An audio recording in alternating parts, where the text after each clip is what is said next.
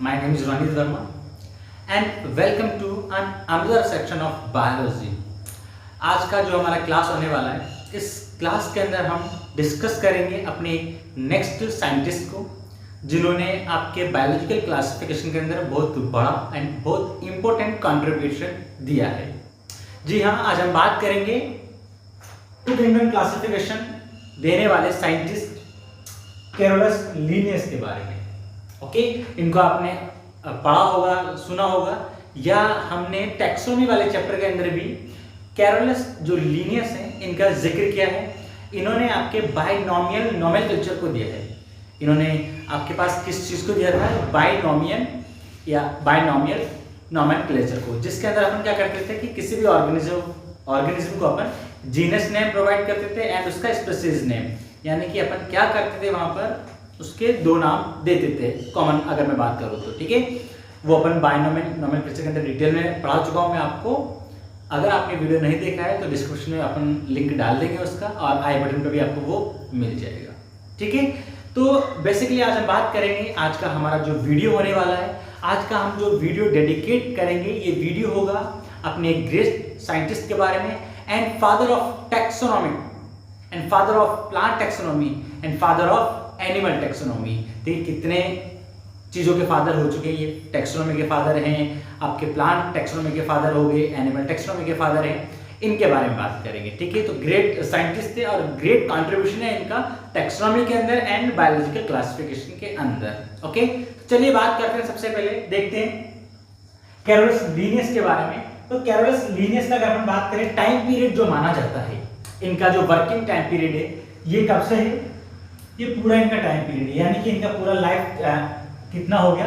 1707 से 1778 तक का इनका पूरा लाइफ टाइम, ये वर्किंग टाइम पीरियड है। ठीक है, जिसमें इन्होंने अपने बर्थ भी हुआ, ग्रेजुएशन, सारी चीजें इन्होंने अपने पास करी हुई है इस टाइम पीरियड के अंदर, इस टाइम स्लॉट के अंदर। ओके, अब बात करते हैं, एक इंटरेस्टिंग बात है कि भाई ये जो थे आपके पास सबसे पहले तो स्वीडन के रहने वाले थे। कहाँ के? स्वीडन कंट्री के। ठीक है, तो स्वीडन साइंटिस्ट थे ये।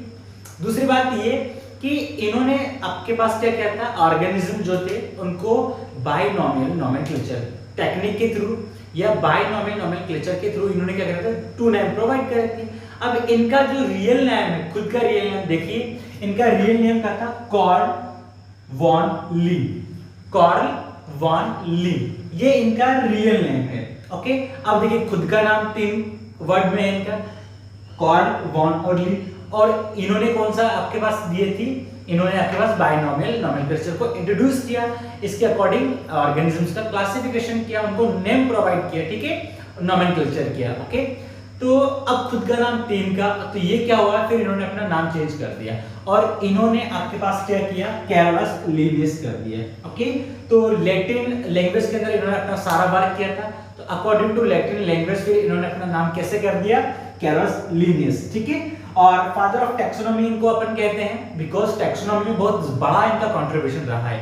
टैक्सोनॉमी के अंदर इन्होंने बहुत ही आपके पास नोमेनक्लेचर किया है, प्लांट्स को, एनिमल्स को, उनको क्लासिफाइड किया है, आइडेंटिफिकेशन किया है, तो बहुत बढ़िया और बहुत ज्यादा इंपॉर्टेंस वाला इनका कंट्रीब्यूशन रहा है टैक्सोनॉमी के अंदर। ठीक है, और प्लांट पे भी इनका बहुत बड़ा कंट्रीब्यूशन रहा है, इसलिए इन्हें प्लांट टैक्सोनॉमी का फादर भी कहते हैं, यानी कि फादर ऑफ प्लांट टैक्सोनॉमी। यानी कि इन्होंने बहुत ज्यादा प्लांट को आइडेंटिफाई किया, फिर उनको नोमेनक्लेचर किया, फिर उनको क्लासिफाइड। ठीक है, यानी कि आइडेंटिफिकेशन, नोमेनक्लेचर एंड क्लासिफिकेशन, ये तीनों प्लांट का भी किया, इसलिए प्लांट टैक्सोनॉमी के फादर भी कह दिए गए। और वही सेम चीज आपके पास एनिमल टैक्सोनॉमी में हुआ। ठीक है, एनिमल टैक्सोनॉमी के अंदर भी ये चीज हुई, तो वहां पर भी अपन ने इनको फिर फादर ऑफ एनिमल टैक्सोनॉमी कह दिया, जहां पर इन्होंने डिफरेंट काइंड्स एनिमल्स को क्या किया? क्लासिफाइड किया, नोमेनक्लेचर किया, आइडेंटिफिकेशन किया। ठीक है भाई, तो ये तो बेसिक बातें हो गई आपके पास कैरोलस लिनियस के बारे में। इन्होंने आपके पास जो क्लासिफिकेशन दिया था, ये क्लासिफिकेशन क्या था? आपके पास आर्टिफिशियल क्लासिफिकेशन था। अब आर्टिफिशियल क्लासिफिकेशन क्या होता है, ये मैं आपको थ्योफेस्टस वाले वीडियो के अंदर बता चुका हूं, और ये मैं आपको टैक्सोनॉमी के अंदर भी पूरा डिटेल के अंदर बता चुका हूं। क्या करते हैं, एक बार और बता देते हैं अपन इसको, कि आर्टिफिशियल क्लासिफिकेशन में हम सिर्फ जो भी अपन जिसको भी नोमेनक्लेचर कर रहे हैं, जिसका भी क्लासिफिकेशन कर रहे हैं, उसके मॉर्फोलॉजिकल कैरेक्टर को अपन ध्यान में रखते हैं, मॉर्फोलॉजिकल कैरेक्टर को ही कंसीडर करके अपन उसका नॉमेनक्लेचर या उसको क्लासिफाइड करते हैं, ठीक है। यहाँ पर उसका किसी दूसरे ऑर्गेनिज्म के साथ रिलेशनशिप को स्टडी नहीं किया जाता है, ठीक है। यानी कि आपके पास आर्टिफिशियल क्लासिफिकेशन क्या हो गया कि जब किसी ऑर्गेनिज्म को क्लासिफाइड कर रहे हैं अपन, कब कि जब हम उसको नॉन इवोल्यूशनरी रिलेशनशिप रखें, ठीक है। नॉन इवोल्यूशनरी जो रिलेशनशिप होता है इसमें क्या करते हैं अपन, उसके रिलेशन को नहीं देखते हैं कि वो किससे इवोल्यूट हुआ है, ठीक है, उसका फादर कौन है, ब्रदर कौन है, या उनका आपस में रिलेशन कैसा है, सिर्फ देखते हैं मॉर्फोलॉजी कैसी है इनकी, ठीक है, सिंपल, ओके। तो इन्होंने बेसिकली फ्लोरल कैरेक्टर्स को लिया था अपने क्लासिफिकेशन में, ठीक है। फ्लोरल कैरेक्टर की फ्लावर के स्टामेन कैसे हैं, उसके स्टाइल कैसा है, ठीक है, इन कैरेक्टर के बेसिस पर इन्होंने अपना क्लासिफिकेशन दिया था, जिसको अपन आर्टिफिशियल क्लासिफिकेशन कह रहे हैं। और ये जो लाइन है बहुत इंपॉर्टेंट लाइन है भाई, ये आपके पास नीट एग्जाम के अंदर पूछी जा चुकी है। नीट का जो इंट्रेंस एग्जाम होता है ना, उसके अंदर अपना ये क्वेश्चंस आ चुका है एक बार, तो बहुत इंपॉर्टेंट है, ठीक है। इस चीज को आप ध्यान रखेंगे कि टू किंगडम जो क्लासिफिकेशन होता है वो कौन सा है आपके पास, आर्टिफिशियल क्लासिफिकेशन है, ठीक है। चलिए बात करते हैं कि आपके पास जो कैरोलस लीनियस है, कैरोलस लीनियस ने किस तरह से आपके ऑर्गेनिज्म को क्लासिफाइड किया है, ठीक है। तो देखिए आपके अर्थ पे जितने भी ऑर्गेनिज्म प्रेजेंट थे उन सब ऑर्गेनिज्म को क्या करा आपने, कैरोलस जो लीनियस थे, जो ग्रेट साइंटिस्ट थे, father of taxonomy, plant taxonomy, animal taxonomy, इनके जो फादर है, इन्होंने क्या किया, इन्होंने किया ये कि जो भी आपके पास ऑर्गेनिज्म थे, यानी कि जितने भी माइक्रो ऑर्गेनिज्म है आपके पास उस समय, प्लांट हो गए, एनिमल्स, जितने भी एनिमल्स की डिस्कवरी की जा चुकी थी उन सबको इन्होंने क्या किया, या ऑर्गेनिज्म की डिस्कवरी की जा चुकी थी उन सबको इन्होंने किया ये कि दो कैटेगरीज के अंदर या दो किंगडम के अंदर डिवाइड कर दिया। पहला जो किंगडम था आपके पास एनिमेलिया, दूसरा जो किंगडम है आपके पास वो इन्होंने रखा प्लांटी, ठीक है। तो कौन कौन से किंगडम हो गया आपके पास, एनिमेलिया किंगडम हो गया और आपके पास प्लांटी किंगडम हो गया। कौन सा, आपके पास प्लांटी किंगडम हो चुका है। अब देखिए बेसिकली अगर अपन बात करें एनिमेलिया, एनिमेलिया किंगडम के अंदर इन्होंने किया कि इन्होंने ऑल प्लांट को, किनको, सॉरी ऑल एनिमल्स को, किसको, ऑल एनिमल्स, यानी कि जितने भी एनिमल्स हैं ना, अब डिपेंड नहीं करता वो बर्ड्स हैं, एवीज हैं या फिर पिसीज हैं, मैमल्स हैं, एम्फीबियंस है, मोलस्का, आर्थ्रोपोड्स, यानी कि इंसेक्ट, कोई मैटर नहीं करता। इन्होंने क्या किया, सबको एक ही क्लास के अंदर यानी एनिमेलिया के अंदर रख दिया, ठीक है। जैसे कि बात करें प्रोटोजोआ, इंसेक्ट, मोलस्का, एम्फीबिया हो गया, एविज हो गया, पिसीज, रेप्टिलिया एंड मेमेलिया, ठीक है। तो इन सबको इन्होंने एक कैटेगरी के अंदर रख दिया और इस क्लास को, इस किंगडम को एनिमेलिया कहा गया, ओके। चलिए बात करते हैं प्लांट के बारे में। अब प्लांट के अंदर भी सेम चीज कही इन्होंने जितने भी प्लांट थे, जितने भी बैक्टीरिया थे, फंजाई थे, तो bacteria, fungi, lichen, pteridophyta, angiosperm, gymnosperm, bryophyta, algae, सबको इन्होंने एक कैटेगरी के अंदर रख दिया। तो सभी ऑर्गेनिज्म को इन्होंने दो कैटेगरीज में डिवाइड कर दिया, प्लांट के अंदर और एनिमल के अंदर, ठीक है। किस बेसिस पे किया, बेसिकली आपके पास फोटोसिंथेसिस के बेसिस पर, जो अपना फूड खुद बना रहे हैं और नहीं बना रहे इसके बेसिस पर इन्होंने कर दिया, ठीक है। अब आपके पास क्या हो गया, ऑर्गेनिज्म को डिवाइड कर चुके हैं, ठीक है। ये ठीक ऐसे ही जैसे कि आपके पास 11th क्लास समझो 11th क्लास में आपके पास 100 तो क्या है, 100 गर्ल्स है और 100 बॉयज है। अब दोनों को एक साथ नहीं बिठाया, इन्होंने क्या करा कि जो गर्ल्स थे, अब उसमें उस गर्ल वाले जो 100 जो गर्ल्स हैं, 100 जो लड़कियां आपके पास, जो गर्ल्स स्टूडेंट है, उनमें इंटेलिजेंट, एवरेज, वीक सारी हैं उसके अंदर, सारी लड़कियां उसी के अंदर रख दी, ठीक है। उसका एक सेक्शन बना दिया जिसके अंदर सिर्फ लड़कियां रहेंगी, दूसरा सेक्शन सेम ऐसा ही किया जिसके अंदर सारे लड़के रहेंगे। अब उन लड़कों में भी सेम चीज है, कुछ वीक स्टूडेंट है, कुछ एवरेज है, कुछ वेल परफॉर्मिंग है, कुछ आपके पास ब्रिलियंट स्टूडेंट है, तो बट वो सारे एक ही क्लास के अंदर रखे गए। तो सेम फंडा इनका यहाँ था, किनका, लीनियस का। तो इस तरह से इन्होंने आपके पास क्लासिफाइड किया ऑर्गेनिजम्स को, ठीक है। तो ये बेसिकली टू किंगडम क्लासिफिकेशन था लीनियस का, जो इन्होंने दिया था आपके पास। और इन्होंने टू किंगडम क्लासिफिकेशन का बेस क्या था, आर्टिफिशियल क्लासिफिकेशन था, जिसमें बेसिकली सिंपल मॉर्फोलॉजिकल कैरेक्टर्स की बात करी, जो किस पे बेसिस थे, फ्लोरल पे। फ्लोरल के स्टामेन कैसे हैं, उनके स्टाइल कैसा है, उसके बेसिस पर इन्होंने क्लासिफाइड किया था किसको, प्लांट्स को, ठीक है।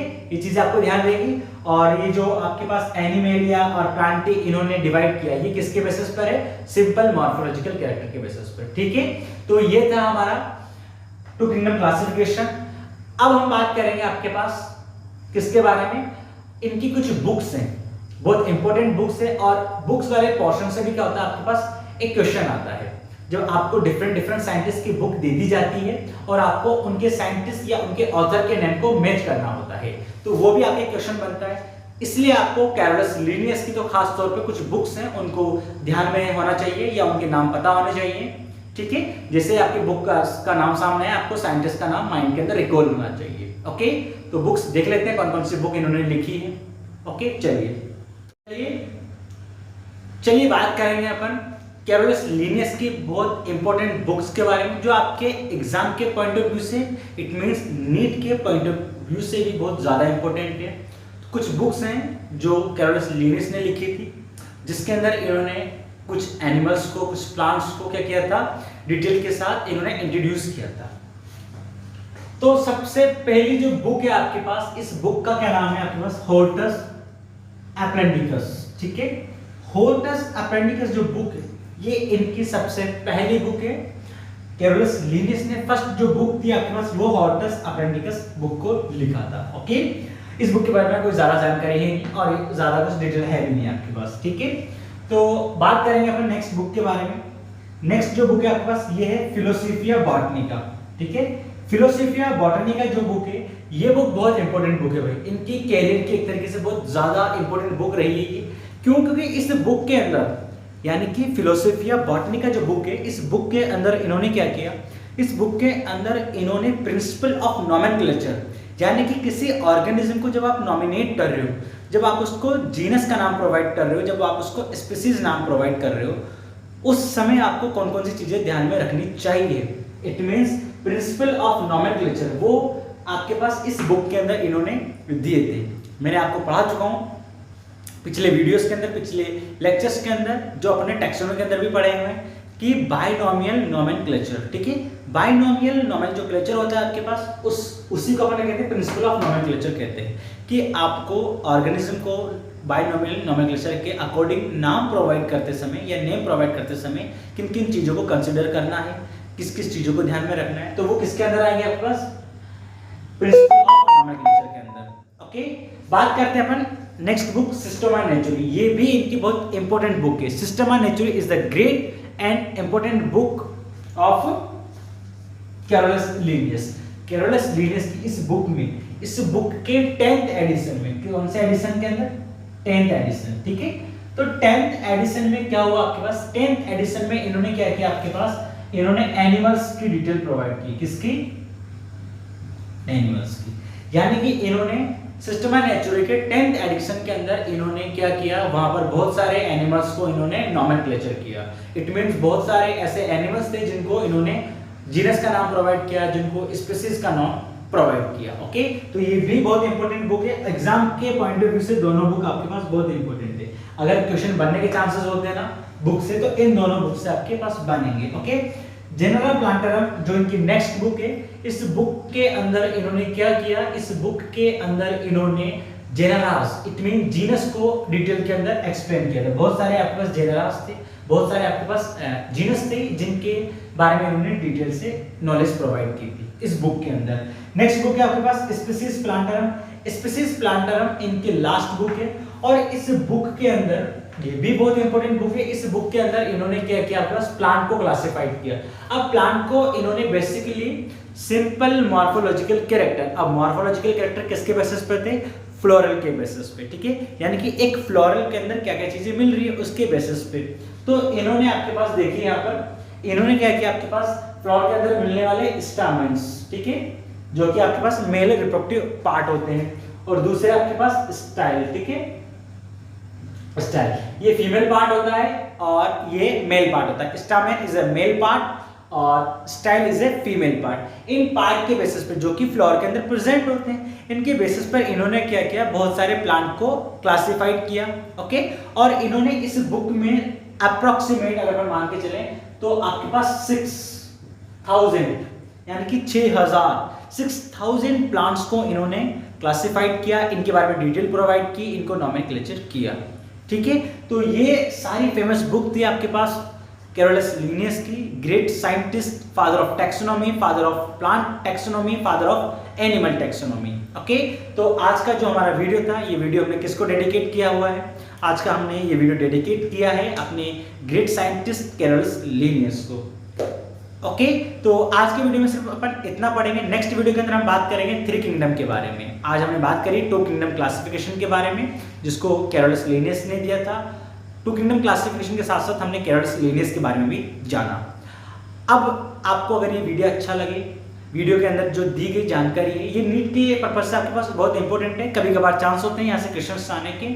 तो अगर आपको वीडियो अच्छा लगे तो प्लीज़ वीडियो को लाइक करें, शेयर करें